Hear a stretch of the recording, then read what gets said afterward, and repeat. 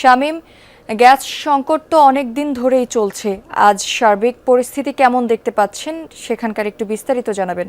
হ্যাঁ জ্যোতি, এই মুহূর্তে আমি আছি মগবাজারের একটা সিএনজি স্টেশনে, যেখানে আসলে দীর্ঘ লাইনে দাঁড়িয়ে আছে সিএনজি এবং প্রাইভেট কার চালকরা। একটু যদি আমরা দেখানোর চেষ্টা করব, আসলে মগবাজার থেকে এই দীর্ঘ লাইন আসলে বাংলা মোটর পর্যন্ত পৌঁছে গেছে। এত দীর্ঘ লাইন সিএনজি এবং প্রাইভেট কারের যে দীর্ঘ লাইন, এবং তাদের সাথে আমরা কথাও বলেছি। তারা আসলে বলছেন এখানে এখন শুরুর দিকে যারা আছেন তারা এসেছেন এখান থেকে 10 ঘন্টা 12 ঘন্টা আগে, এবং এই মুহূর্তে আমি যে জায়গাটি দাঁড়িয়ে আছি এইখানে যারা এসেছেন তাদের এই পর্যন্ত আসতেই 6 ঘন্টা থেকে 7 ঘন্টা সময় লেগেছে। সুতরাং বুঝতেই পারছেন যে যারা সিএনজি নিতে এসেছেন তাদের কতটা ভোগান্তি পোহাতে হচ্ছে। অনেকেই ভোর 4টা থেকে এসে দাঁড়িয়েছেন, অনেকে সেই রাত 3টার সময় এসে দাঁড়িয়েছেন গ্যাস নেওয়ার জন্য। এবং আমরা সিএনজি স্টেশন কর্তৃপক্ষের সাথেও কথা বলেছি। তারাও আসলে যেটা বলছিলেন যে রাত 1টার পর থেকে তারা লাইনে গ্যাস পাচ্ছেন, কিন্তু সেই গ্যাসের চাপ এতটাই অপ্রতুল, 120 থেকে 150। এই চাপে আসলে তারা গ্রাহকের যে চাহিদা, সেই চাহিদা তারা কোনোভাবেই আসলে পূরণ করতে পারছেন না। তারা যেটা প্রত্যাশা করে আসছেন সেই প্রত্যাশা তারা কোনোভাবেই পূরণ করতে পারছেন না, এমনটাই বলছেন। তবে এই তীব্র সংকটের মধ্যে সবচেয়ে বেশি ভোগান্তিতে যারা পড়ছেন তারা হচ্ছেন যারা এই শহরে আসলে সিএনজি চালান, তারাই সবচেয়ে বেশি ভোগান্তিতে পড়ছেন।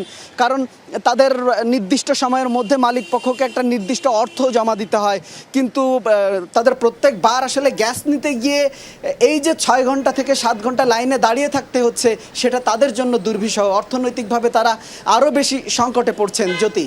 শামীম, আপনাকে ধন্যবাদ।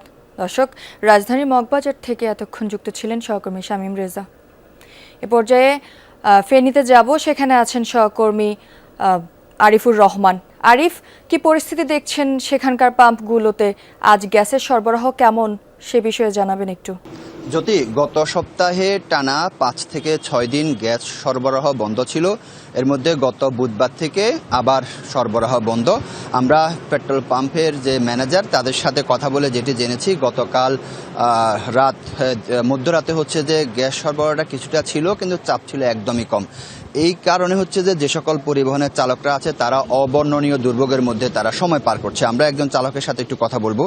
আপনারা আসলে এখানে কতক্ষণ ধরে অপেক্ষা করছেন, কি ধরনের ভোগান্তিতে আছেন? আমি কালকে 3টা বাজার রাইতে আইছি, এখন 10টা বাজার পাড়ায় কোনো গ্যাস পাই না, লাইনে কোনো গ্যাস নাই। বাতিসহ গেছি, 14 গ্রামও গেছি, মিয়া বাজারে গেছি, গ্যাস পাইনি। পরে স্টারলাইন কাউন্টারে এখানে আসছি গ্যাসের জন্য, এখানে গ্যাস পাইনি। আমরা বসে আসছি কালকের থেকে।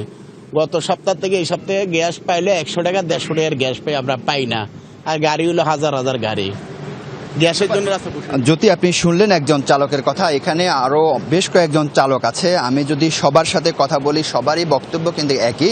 সবাই এখানে একই কথা বলছে। তারা বলছে যদি সরকার এভাবে গ্যাস সরবরাহ বন্ধ রাখবে, এটি যদি আগ থেকে যদি ঘোষণা দিত, তাহলে তারা এরকম অবর্ণনীয় দুর্ভোগের মধ্যে এসে আসলে পড়তে হতো না। তারা তাদের মতো করে সময় পার করতে পারত। কিন্তু এভাবে মাঝে মাঝে গ্যাস সরবরাহ বন্ধ রাখার কারণে তারা কিন্তু পেট্রোল পাম্পে আটকা পড়ে তারা সেখানে অবর্ণনীয় তারা দুর্ভোগের মধ্যে সময় পার করছে। আমি যদি আপনাকে এই পরিবহনের বাইরে যদি আবাসিকের গ্রাহকের কথা যদি বলি, ফেনীতে রয়েছে 32,000 গ্রাহক।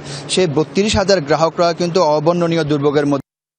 বিশেষ করে হচ্ছে যে শহরে যে সকল বহুতল ভবন আছে সেখানে মাটির চুলায় রান্না করা সম্ভব না। আপনি জানেন যে লোডশেডিং চলছে, সেই লোডশেডিং এর কারণে তারা যে বিকল্প হিসেবে যে ইলেকট্রনিক চুলার মধ্যে রান্না করবে সেটি তারা করতে পারছে না। বলা চলে যে একদম ঘরে বাইরে সব জায়গায় দুর্ভোগ শুরু হয়েছে। তাদের দাবি হচ্ছে যে সরকারকে তারা প্রতি মাসে বিল দিচ্ছে, কিন্তু তারা সে কাঙ্ক্ষিত গ্যাস পাচ্ছে না। জ্যোতি। আরিফ, আপনাকে ধন্যবাদ।